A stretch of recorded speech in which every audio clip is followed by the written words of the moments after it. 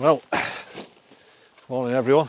For this little expedition, we've come down Bluebell Lakes, and I joined the carnage this morning. Massive queue of guys. I was second in the queue, or third in the queue actually, and there was like a mad stampede into the office to get the tickets and get looking around. I'm not quite used to that, so I just sort of stood back in amazement. It's like watching a crush at one of the ISIL Stadium or something. Anyway, they've all got the tickets and dashed off.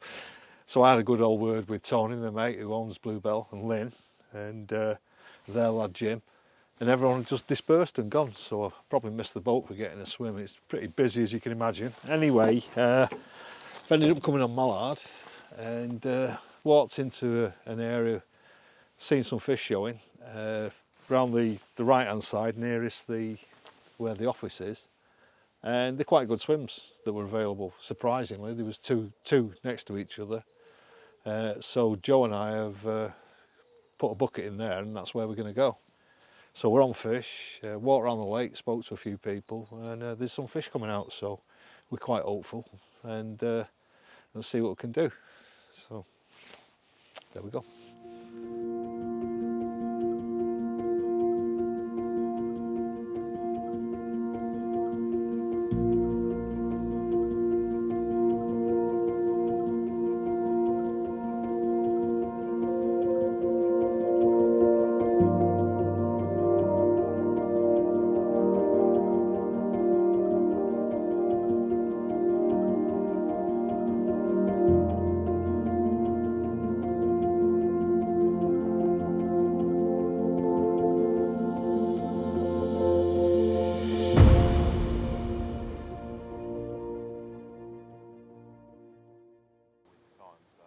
Oh, I can say it then, can't I? Yeah. Well, I might have to stay a while before I get a bite, you know. It could take 3 or 4 weeks. Right, I'm ready to go. What's this? It's peg 10 on Mallard, Bluebell Lakes. Don't know if you've ever fished down here, but it's quite busy, but there's some hell of a good stock of fish in here, and I think most of the water's got 50s in as well, so it's well worth a shout and putting up with the crowds. So here we are. Set off at 2 o'clock this morning from near Manchester where I live, and I got here about 5:30, so it's a 3.5 hour drive, so well worth it. I'd rather come somewhere interesting like this than fish some of the more mundane day ticket waters we got up north. There's not so many decent ones near where I live. So anyway, here we go. I've decided I'm sick of spomming and doing the same old. So just recently I've been revisiting using bottom baits, and not even wafters, just bottom bait straight out of the bag. All I'm doing is tipping it with a piece of corn, some yellow plastic, nothing fancy, no other colours.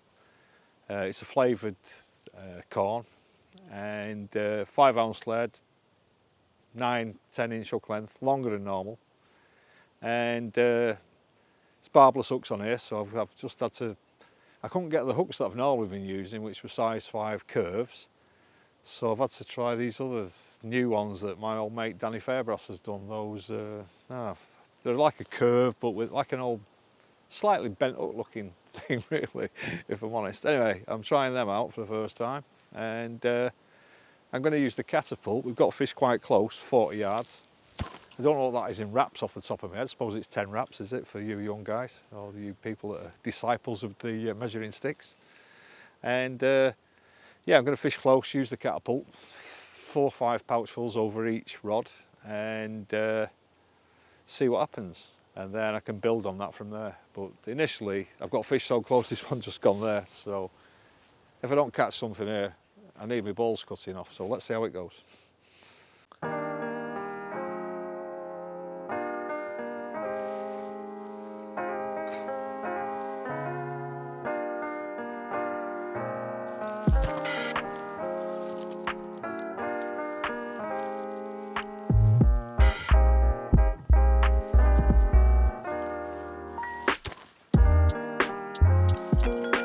Right, I'm just about to put my second rod in. I've got one about 40 yards out, I'm going to put this about 50. I'm going to stagger him, so going that way, I'm going, my right hand rod shorter, this about 50 and the other about 55. And what I'm doing is just letting the foam split and pop up off the rig. So I've just got a target to aim for with a catapult. It's quite easy fishing really, nothing technical. It's basic, but it works. I was fishing on a different venue last week, and it really worked great on there. Just the old-fashioned technique, you know. And I'm enjoying doing it.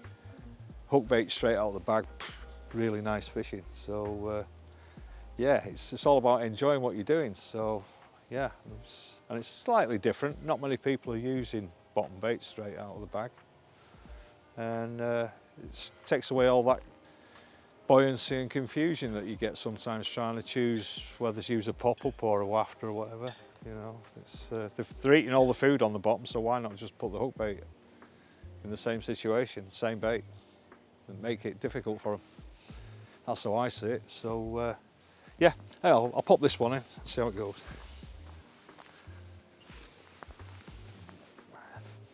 Actually, I'll just come this way a little.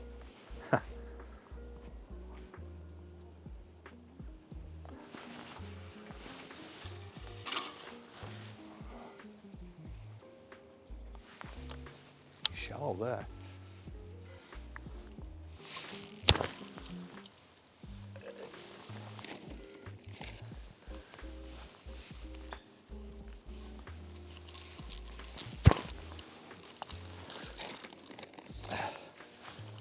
The beauty of this is you don't even have to get it tight or anything, you just want to spread a bait around the general area. You know? I'm not actually, that's why I'm using quite long hook lengths, if they're moving from one bait to another.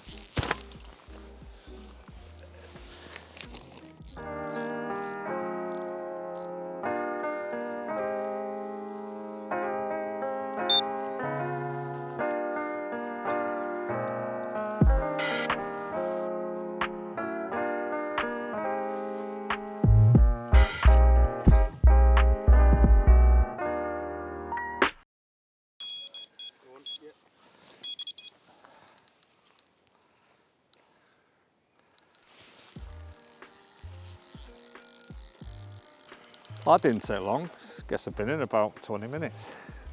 So I'd have a quick cup of tea. Not even got time for the water to boil, so that's good. Quite a strong line on here as well, by the way, guys. It is quite weedy. So I used 20-pound line on this sort of situation. I'd use 15 as a minimum, really. Fishing straight through as well. I'm not got any leaders on or out like that. Found a bit of weed as it is. Hopefully I'll be able to unplug it. Nice thing about here is as well, the fish go from sort of low doubles all the way to 50 pounds, so if you don't know what the hell you just, I'd give you a bite. Pretty exciting stuff. As I say, I think it's probably the best day ticket water in the country, this. That's why it's so popular, you know.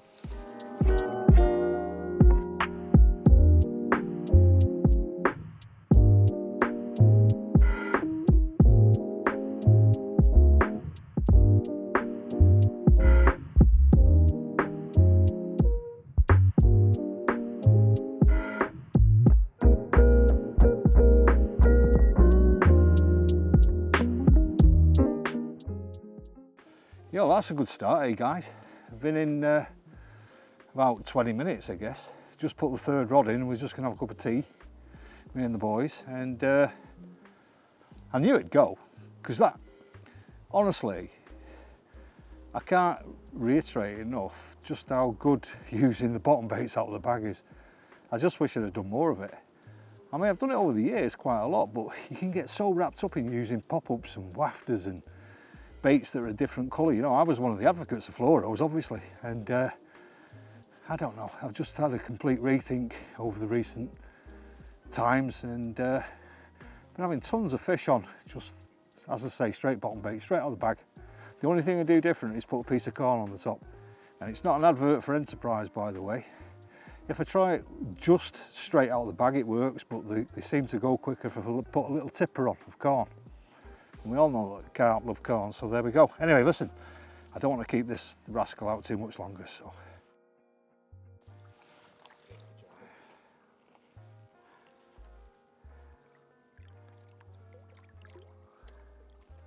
Lovely job.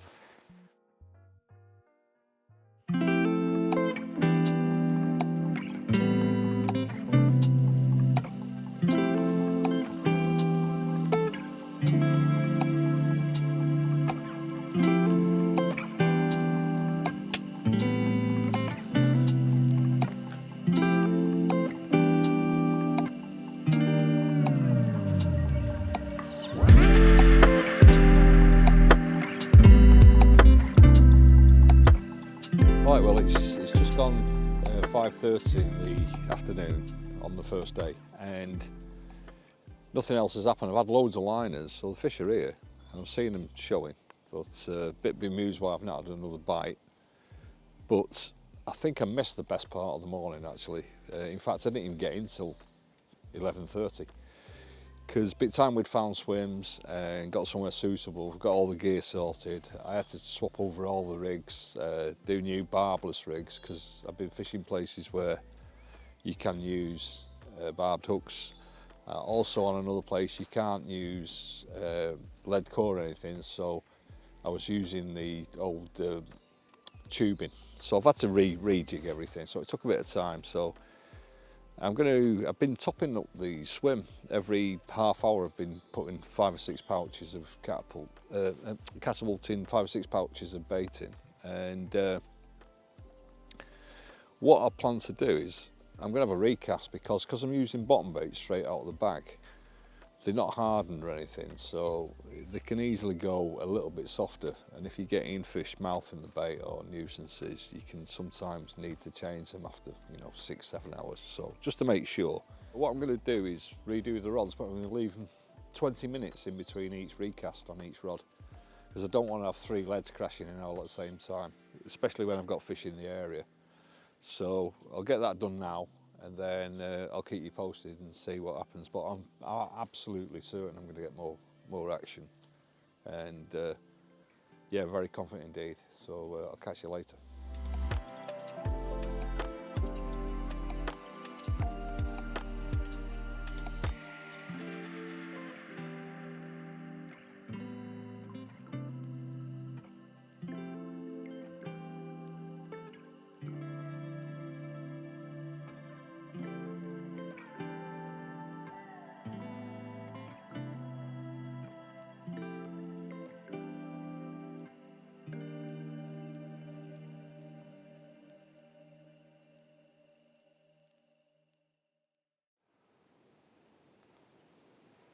Well, I've just done a tench and then replaced the same rod. I'm only fishing really shallow on a bar there, really close, and it's just blitzed off, and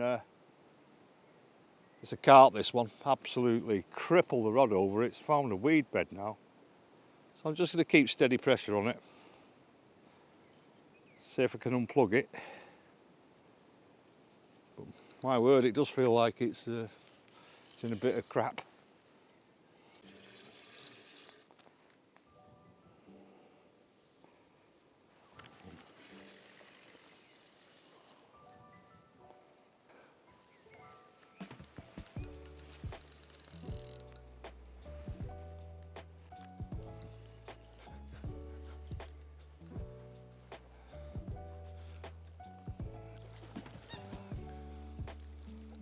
I'm on the sound. Yeah, so I topped it up with the 10 millis and bottom bait again, tipped with a piece of corn. Absolutely straightforward, easy fishing, you know. Why make it complicated? So we'll have more, I'm sure of it.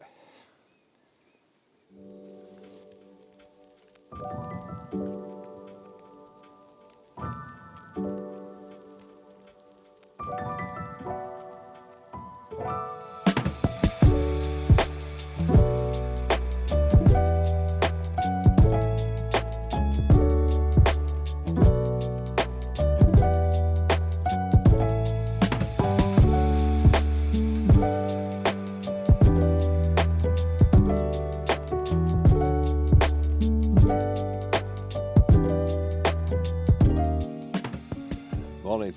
It's about 7 o'clock in the morning, and we're not quite 24 hours in, but Joe, my mate, who's down here doing the filming with us, he's had 2 last night, well, in the early hours of the morning, and what he did, he was fishing solids, and he was fishing 2 on the similar line that I've had my bites on, because it was obvious the fish were there, but he decided to fish one long after seeing a few in front of him further out.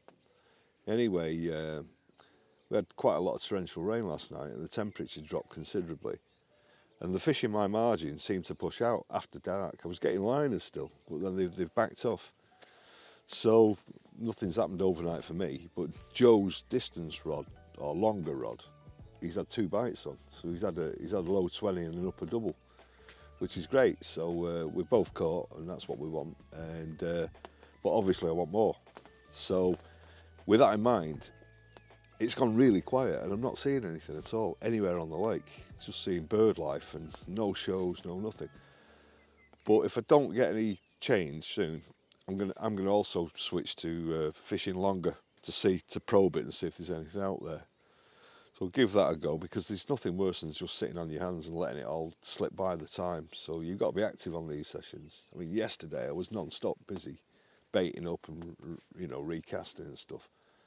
They only caught 2 fish and a tench, but you know, it's better than just sitting on your backside and not doing anything. And as I say, the time just seems to slip away if you do that. So with that in mind, I'm going to leave it till the feeding time in case these fish suddenly appear like they did yesterday, and then around dinner time I'll fish longer if necessary. So give that a go, and I'll show you what I'm doing as I do it as well, and we'll talk about that later. So for now, that's the plan.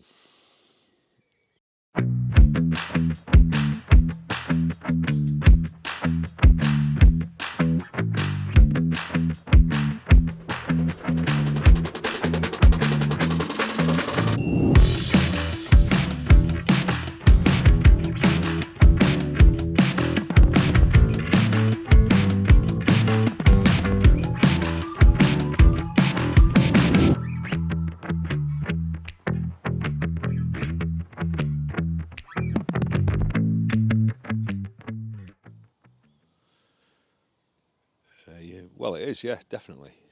1,000,000% it's important. It's important to be inconspicuous sometimes rather than blatant.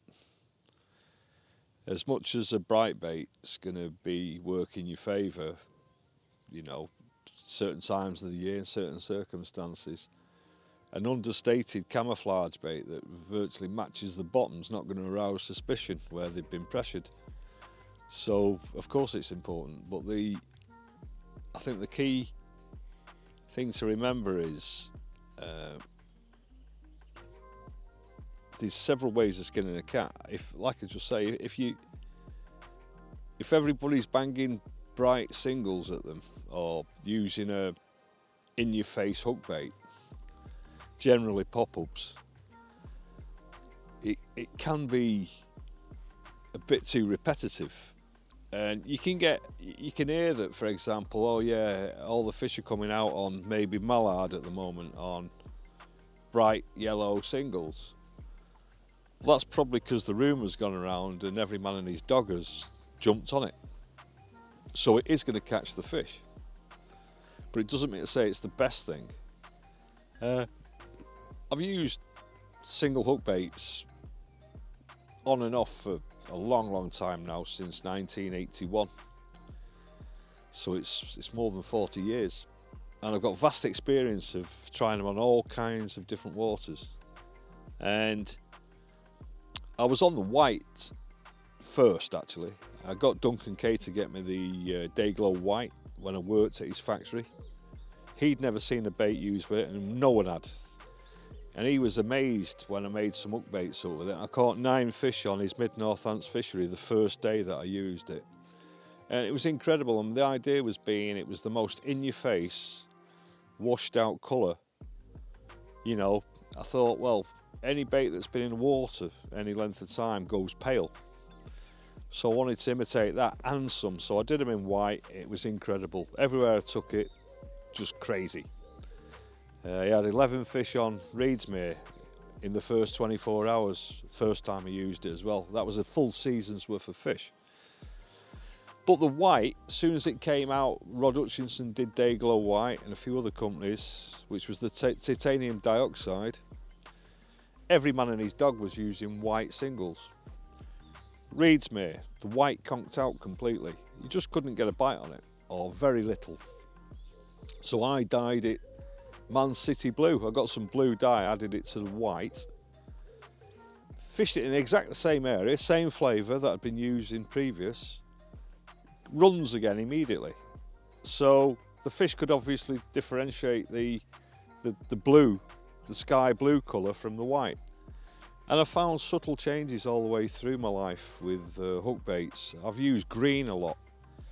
There's 4 colours that people just never look at. Red is very underused. Pink, a lot of people use pink, but red, because people like Rob Hughes have wrote about red not being very noticeable at certain spectrums and depths, almost like invisible. People tend to avoid it. I would suggest that it's well worth trying red. Black is another underused colour. Grey. So, yes, colour is important. So there are times when you would want to use baits that just match the strata on the bottom, like I say, so there's no suspicion aroused from where they've been pressured. So yeah, think about it. I don't always use heavy leads. There's certain circumstances where it would work completely against you, but they're very few and far between, actually. I had a guy yesterday I was talking to. He'd only took up carp fishing within the last 2 years. Caught a couple of fish, and he came over, and he was using a radio controlled boat, and he hadn't caught anything. And we were just discussing why I do things. I realised he was new to carp fishing, and I asked him what size leads he was using. I already knew before I asked him, basically. He was using 2.5s. My guess would have been 2.5s, 3s or 3.5s. It's always in that band.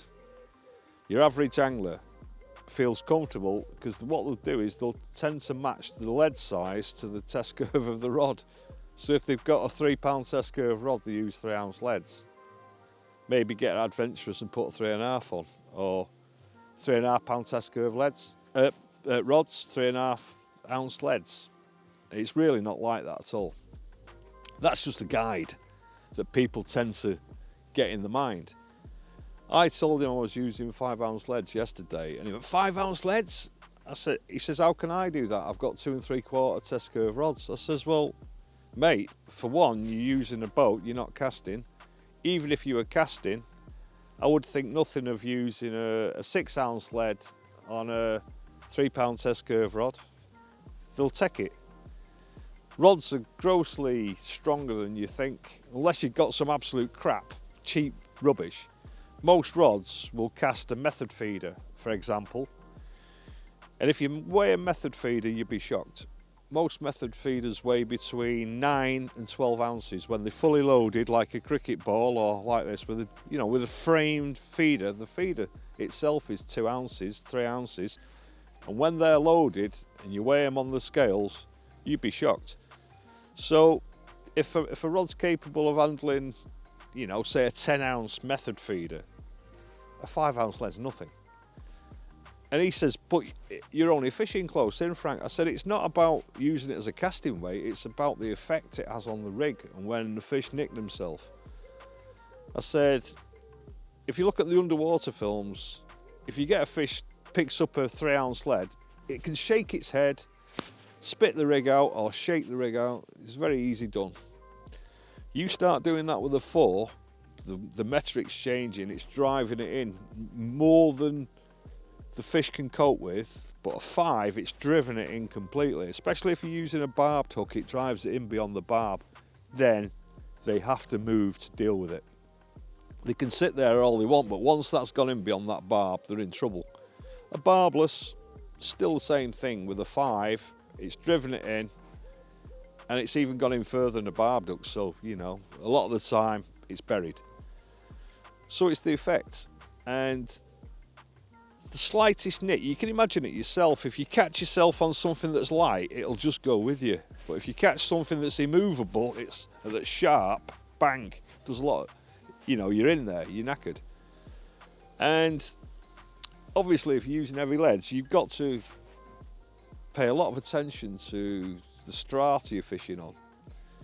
And when I'm casting around with a 5 on, if you cast one around with a bit of braid on, braided main line, and you feel it down, if you're not getting a drop and you can't find anywhere in your swim and it's silty, you can still use the 5 ounce lead, but don't be scared of unplugging the lead and pulling it back. Well, if you think there's weed there, that's a different story. But I put foam on the rig. If it's plugging in, it could be taking the hook length down into the sill. I've got no problem with the foam on of unplugging it and pulling it back, so that I know the lead's on the surface and it's dragged the rig back before the foam drops off. And the other way of doing it is just to make sure. A lot of people are terrified of using long hook lengths. They'll use something of 6-7 inches, the standard kind of thing, no problem. But they're scared of using 10-12 inch hook lengths. Well, if I'm using a heavy lead and I think the bottom's a bit crappy and a bit silty, maybe a little level of weed, lengthen off your hook length and use the foam on it again, so it keeps it up above the lead. That'll drop. You're still presenting. It's a problem when you're using booms and stiff rigs, but then again, you change to a helicopter rig, you can still use the heavy lead. And because you can move the top bead so the heli system with a stiff boom can sit on any detritus or weed or whatever, you get away with that. Then you're moving out chod rigs and things like that. But if all else fails and you're not getting a decent drop, I would switch to a tri-lobe lead, which tends to hit the water and plane down and rest on weed and soft silt. Or I'd just go to a 1.5 ounce lead. But you're losing that effect of banging the hook in. But yeah, all told, if you use 5 ounce leads in virtually every situation and you keep notes and you fish that against a 3 ounce lead, the 5 ounce lead will completely annihilate the smaller lead with the results and the effect it has on your catch rate. It's as simple as that. So bear that in mind. Well, if I'm fishing a margin where there's weed, I don't like back leads at all. It hampers presentation and indication. I mean, indication in the margins is no big deal anyhow, because they're bound to run away from you most of the time, because they've got nowhere else to go if they're really what I call margin fishing. So I tend to use slack lines, and I'll quite often put the rod, rather than fish right under my rod tips, if I can, I'll have the line going down the margin from further away. So I'll put the rigging and the bait and then walk it back and then have a slack line, so I've not got a, you know, even with a back lead you can get it creates that sort of angle where fish can still bump into it, if you know what I mean, if there's contours. So fluorocarbon and a slack line from an angle down the margin is always the better way of doing it. The other thing to consider with back leads is if you've got you know, it's quite often that you get a fish that'll come underneath your rods. Well, if you've got two other rods in a swim with back leads in situ, you've got a nightmare situation. I've lost big fish through this, where you're playing a fish, the back lead's not discharged, it's swinging round near your lead, and then the fish wants to go under your other two lines, and they've got them dropping down onto your other back leads. You can't pass the rod underneath, you're completely knackered. It's a horrible situation. So I try and avoid back leads at all costs, really. I'll only use them in absolute desperate circumstances, you know. So if you can avoid it, back leads. Yeah, it does. I wrote, I appeared in some early gardener videos where I was catching fish on single hook baits, and I went into some depth with Chris Ball about my findings with the pH of flavours. I had a friend, Paul Hunt, and he worked at an engineering company, and he got me a German pH testing kit many years ago, probably 30 years ago. So out of interest, I started testing the pH of all the flavours that were the most prolific flavours that I was using at the time. And interestingly enough, all the flavours that were not very productive had a neutral pH of around 6.87, which kind of mirrors what the lake water would be typically, is around 7, neutral. All the flavours that were more productive were, and interestingly enough, the flavours that I'd found that you could go high on the dosages with, they were all alkaline flavours with a pH of more than 10, where I was using loads of it, like Squid Octopus Coirera was 11.2, and I was using 25 ml of Squid Octopus Coirera. Lockie must have been loving it because it was expensive, and I was advising people to go very high on that particular flavour, which was an all-time classic, because it worked at very high concentrations. Even Lockie agreed with that the more you put in to a degree, the better it was. Even in food, where you're not just using it in a hook bait. So I started testing some other things, some other flavours, and all your crayfish flavours, your monster crab, lugworm and crab, and some of the old Dutchy classics, they were all very alkaline. And liquid kelp, which was a good ingredient anyhow in food bait, that had a pH of nearly 11. So it was quite amazing. So then I started looking at some of the more productive flavours that were fruity type flavours, strangely enough, and pineapples and some of your tangerine, oranges, citrus flavours. Those were all low in the region of 5.5. So, but what I did notice was that you couldn't really overload those the same. You were wanting to use less flavour if it was acidic. Don't know why. Maybe the alkaline band flavours, because of the constituents and the way they make them up, that change the pH so it's high, need more. Maybe they flush out of the bait faster, so you need more in there. And maybe the acidic flavours tend to linger in the bait longer. I'm not quite sure about the science of it, but whatever the reason, yes, alkaline and acidic flavours at different ends of the pH spectrum, definitely in singles, are more effective. I suspect if with food it's completely different. If you've got flavours that go in a food bait, and you want to eat a lot of it, or you want the fish to eat a lot of your bait, I would suspect that the closer you match that to your lake, the better it would be. Because you imagine it's like a human. If you have something that's completely acidic, you get indigestion, or alkaline. You know, you eat a load of chilies that are like acidic, and they burn you, and your stomach's not going to settle. You couldn't eat a load of it. But anything that's sort of more bland, you know, like that's not going to burn you, don't upset your stomach, you can eat a lot more of it. So potatoes and starchy things. So I've got the idea that if you start using big high levels of alkaline flavours or acidic flavours in food bait, you're not getting the desired effects. It's too strong for the fish. So I think if you use flavours that are more modest and they match the pH of the water, they'll eat a lot more of your food. So that's my thoughts on that.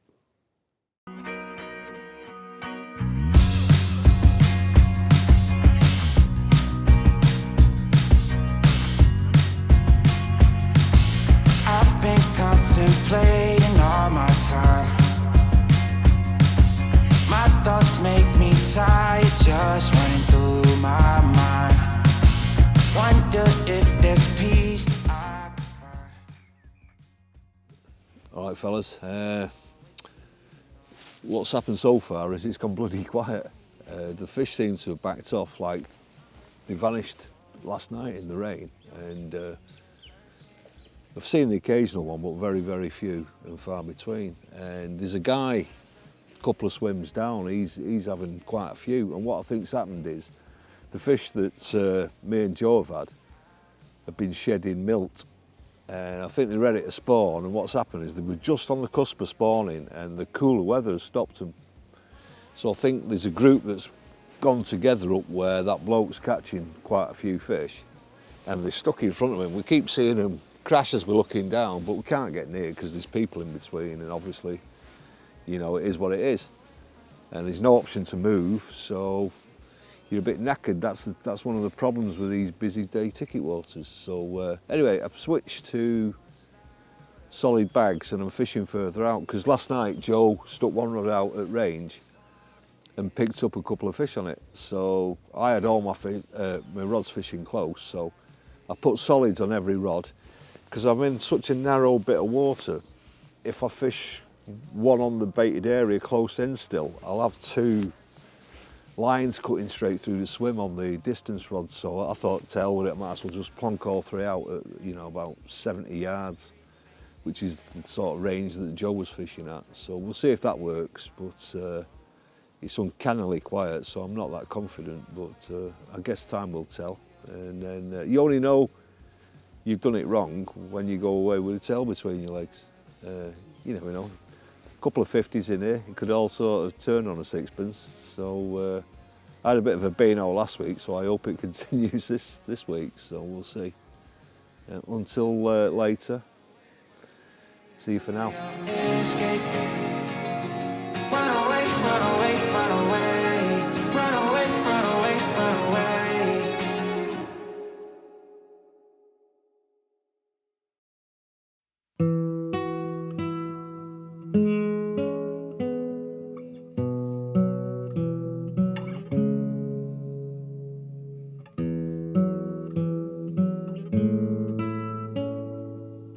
Had 2 bites last night. Well, one at first light and then this just before first light. A bit lively, put it in the bag for a few minutes while we got sorted. It's a lively critter. Nice looking fish. Not what I'm here for, but hey, a bite's a bite, isn't it? And if you're in a swim that's not that productive, it's all welcome. So, you know.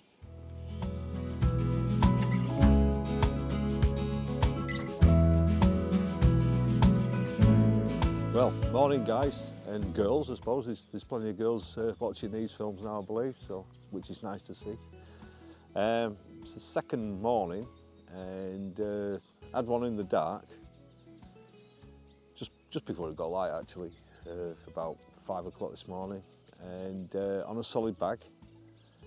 There's only a mid-double if that, but nice looking fish, and had another one at first light, a slow take.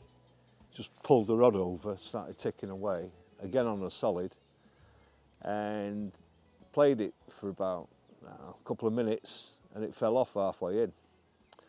And my mate Joe, who's here with us doing the film, and he's also fishing, he lost a couple.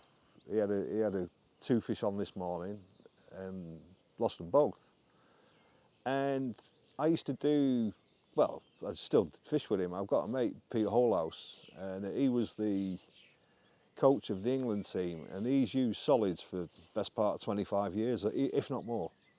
And he's an absolute genius with solid bags, how to use them, the speed he ties them, the different formulations of using them, when to double bag if you're in deep water, all these kind of things. And I spent a lot of time fishing with Pete, and I noticed straight away that he uses much longer hook lengths in a solid than most people. I normally use them 4 or 5 inches. He uses them 6.5 to 7 inches long, which surprised me actually. And then his rationale was that obviously you can get away and get a reasonable hook hold with the smaller fish, but when you get into bigger fish, you obviously need to suck a bit more in to get, because of the body shape, they need to, even if they're upending, they need to get it further back so that you get a better hook hold. Big cavernous mouth and they're sucking it in, you need enough rope for them to hang themselves. And it applies to medium-sized fish as well. So I started doing some tests and found that there is a certain threshold where you hit the sweet spot. Either the hook link's too short and you start losing them, or it's too long and you're not getting the same bites. You know, they're probably getting rid of it now and again. So it would appear about 6.5 inches is a really, really good length. Anyway, here's me trying to tell you how to suck eggs. And I had some pre-tied, not shop bought ones. I'd been using solids previous, and I'd got some that were slightly short for my liking, but I thought, do you know what, I need to get the solids on and get out here and get some fish caught for this film. And I compromised myself, if I'm being honest. Put them out, I landed that one, but the other one fell off. And I noticed Joe's using them quite short. So bear that in mind and do a few experiments and try them 6.5, 7 inches long, as opposed to the standard 4 inches with solids, and see what happens. But I think you'll find that you get better hook holds and you don't have as many fall off. So that's one thing to think about. Going to give it till about 11 o'clock and then call it a day. With it being early in the morning, might get another bite or two with a bit of luck. I refresh the solids and put them straight back out. And interestingly enough, I was messing around with garlic oil yesterday. I put garlic oil in 2, which I've caught a lot of fish on. And I was using the goo, the isotonic goo, which is another absolute blinder. I put that in the one bag as an experiment, and that's the one that went first. So worth remembering, and I found that to be, it's not a blatant advert, I'm nothing to do with Corda or goo or anything like that. It certainly does make a difference. I've seen Pete using some of these goos, and it is a game changer. And there's certain ones that weren't shining, but there's a small handful that are absolutely spectacular, and they do make a difference. So worth a go. Another little tip for you, if you actually use solids a lot and you want to experiment, it definitely makes a difference. So I'll keep you posted, and hopefully we'll get a few more, and then I'll see you in a bit. Well, the 48-hour session's come to a close now. It was partial success, I suppose. If you blank, you know, it's one thing, but I suppose on here I've caught 3 fish and lost one, but I don't feel like I'm going home with a smile on my face, because you know, it's not what I would have hoped for. But it's such a busy day ticket complex. You know, you can easily blank, I suppose, because you can't choose your swim on here. Most of the time it's rammed, so just getting a swim's the main problem. So me and Joe weren't on the fish. There was a guy a couple of swims down that had a good number of fish, but there's a big group of fish, it would appear, that are travelling together. His swim went quiet, and then the fish moved down to the road bank over there, and there's a guy that's had an absolute bucket load already. He's only been here since first thing this morning.